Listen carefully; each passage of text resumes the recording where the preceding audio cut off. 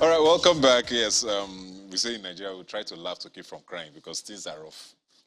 And I'm joined now by Latasha, who's a media personality and a good friend of mine. Thanks for being here today. Hi, Buka. I'm so happy to be back on the show. You were doing a proco of air. Your smile has given you. It's like Nigeria is good for you. Yeah, you're really having a good time, are you? Well, I'm trying my best, but it's tough. It's very tough for everybody.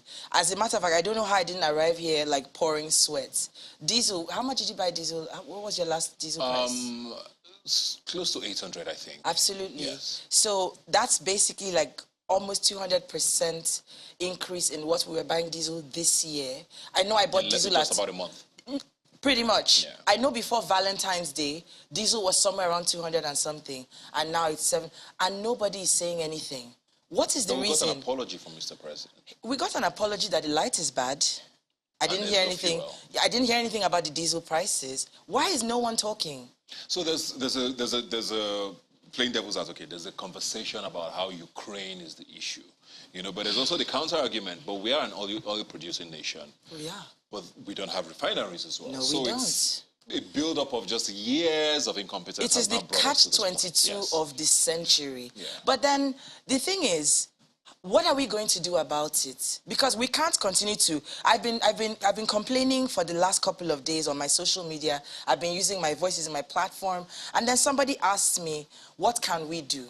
That's okay. I think that the first thing that we all need to do is to unite. When I say unite, I mean it's time to understand that what is good for me, Latasha Ngube from Anambra State, is good for Ibiene in River State, is good for, Ekaite from Akwa Ibom, is good for Maumi from Delta. Like, we all need to understand that as Nigerians, doesn't matter our ethnicity, we are all going through the same things. We have to, first of all, see things from the same side of the table. We have to be united. It is only then that we can completely understand all the problems that each tribe is going through. In the Southwest, we are not that bothered about what's going on in the North. We don't seem to really care. We say it with our mouths, but we're not really acting like a portion of Nigeria is under fire. We are more bothered about Ukraine and Russia, but it's happening in our own backyard. We need to unite. Young and old, man and woman, Muslim and Christian, we all need to unite. When we are on the same page, then we can tackle the people we should be tackling, and that's our leaders. Is that possible, though? Because a lot of our foundation, politically, just the way Nigeria has been run, has always had those fault lines. You're right. Politics now, zoning is all we're talking about. We're not even trying to vet the candidates and their competence. It's all about, okay, it's our turn. It should come this way. And if it comes this way, it should also go left. It's South, North, Christian, Muslim, we can't have 2 Muslim candidates. It looks like those conversations will always be had. And there's always this sentiment that my person should be the one there. So this seems like a very long-term sort of disabusing of our minds that needs to happen. It's been a long term of disabusement of our minds, but if we need to close the gap. And if closing the gap is more important to us than anything else, then we're just going to have to find a way to bring it all together. I mean, look at the way, again, Ukraine, look at the way they all banded together in a matter of weeks to fight for their country. Is Nigeria not worth fighting for? Is it not worth us having these conversations? Nigerians are trying to go there to fight. My dear, in fact, that's a different conversation. You know what I'm saying? But I think that at this point in time, the conversation that we need to have of unity is more important than all the fault lines. None of those have served us in the past, and it's not going to serve us in the future.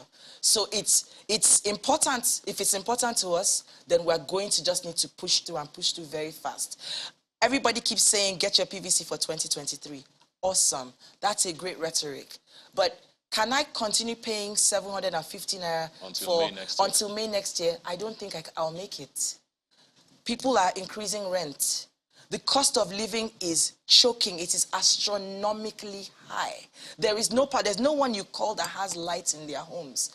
For the love of the Almighty, even he first created light. He needed light first before he could create anything else in the universe. We need power. This is not even a joke. Refineries, whatever needs to happen, we need power in this country. I don't know. Where are the economists, Ebuka? Do you think 2023 is going to be any different? Because I'm an advocate for, holding governments, accountable. And, just staying true to power and just, saying that, okay, now we'll put you in there. But a lot of people are very skeptical because there's been a lot of hope in a lot of election cycles saying, okay, we're going to put this guy in. He has told us all those promises and we know he's going to do right by us. But people have been disappointed continually. Now people are complaining, the list of candidates we're seeing so far might not be as inspiring as hoped. So like I asked my previous guest, what do you tell a young Nigerian, or a Nigerian, not even young Nigerian, a Nigerian today who says, why should I even bother? I've had hope in the past. The people I put in there didn't do anything. Secondly, nothing inspires me with these people I'm seeing who want to run. How do you get someone like that to say, okay, this is the one chance we'll have again, to try at least to fix things? Honestly, I don't know what to tell that young person. That's above my pay grade. That question is above me. What I do know is that the candidates who are going to run, they've thrown their hats in the ring. Some we hear are still coming. It hurts that we don't have a young senator from Chicago.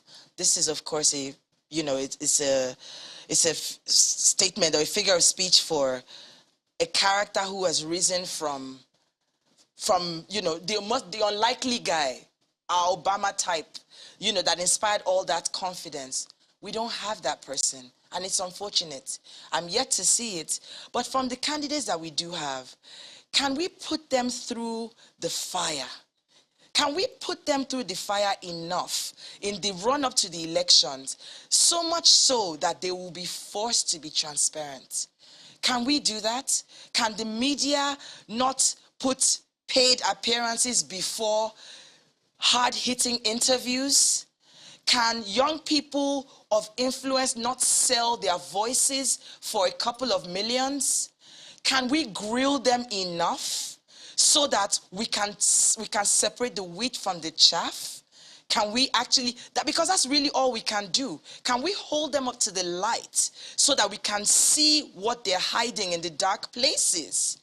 That's all we can do, so that at least we are armed with enough information. We know, okay, this person cannot do more than 60%, but at least he's the highest or she's the highest scoring because the rest are at 20. Let's not take the person who is scoring 5% and vote that person into presidency and leave the person who would have been the most suitable. Because really no one is perfect. We're not going to find any perfection, at least not from what I've seen. I mean, even the guy from Chicago you said wasn't perfect. He wasn't even perfect. Do you know what I mean? But can we at least hold them, so that we can say, oh boy, you said this. Oh girl, you said this. And this is what we're holding you to. We need to be able to do that. But it's unfortunate because I always say this. I was at a conference about 2 years ago when someone who wasn't even Nigerian said, isn't it curious that all the things that don't work in Nigeria seem to be handled by young people? And he was referring to tech and entertainment. Of course. And it's quite fascinating. And I pivoted to that because in all of this sort of just choking atmosphere that is this country, we still get to see a lot of very interesting stories in these two sectors. Tech for one is... It's out there. My mind, I don't know what I'm doing here, Listen. There's a new seed capital raised every day. Listen. It's not $200 million, it's $50 million. And it's young Nigerians who are doing this thing. In entertainment, it's crazy. The Breaking streaming boundaries. numbers you're hearing, people suddenly, in the past, when you said you were Nigerian, they said, oh, are you JJ? Because football is a thing. Now it's Whiskey, it's Davido, it's Burna Boy, because these are the guys who are sort of selling Nigeria in spite of government. These sectors are very exciting, and 2022 looks like it's probably going to get even crazier in that space. How do you feel about that? 2023. 2023, sorry. 2022, 2023, I guess. The next, year. I'm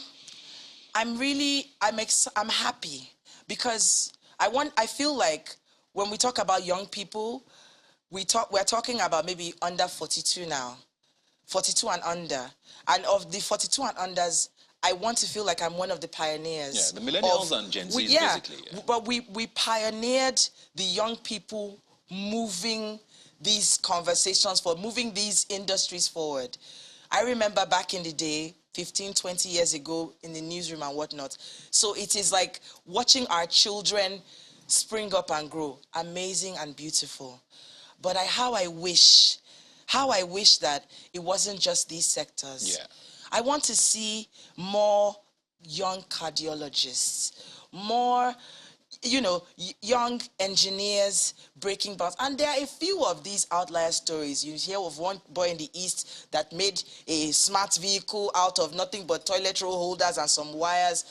But those stories never really bubble up to the surface. Again, I feel like the media is not doing everything that it should be doing. I feel like we get distracted a lot from a lot of the sensational stories. And those stories, the ones we should hear that can inspire, don't bubble up to the surface as much as they should. I want to see more things outside of the arts, outside of sports, outside of music. It would be great. And there are people doing great things. The media just needs to refocus, especially social media, because the social media platforms are where most young people get their information anyway. Social media platforms need to be more responsible. Yeah. We're going to be talking in the next segment, a lot of people hear blockchain. And I'm like, what is this one again? There's so many terminologies now. NSF? NFT. NFT. I'm sorry, NFT. So there's all of this. I hear the NFTs are going to be sold on Instagram soon.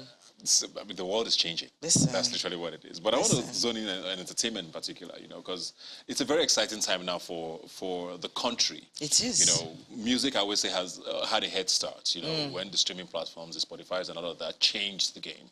All of a sudden, Hawking CDs became ancient, and these guys are just really, now they don't even need the streaming anymore. If your song blows on TikTok, that's literally it. And one of the things I love about that is that it's not just for the new music. Yeah. So old music can come back. And literally anybody in any corner of the world. Anything can come back, and that's what I love it for. Yeah. So artists, go and dust out your old stuff. Anything you felt had promise. Throw a challenge out there, man. I'm telling you, get some influencers, get some money off of that. You never know. Absolutely. Yeah.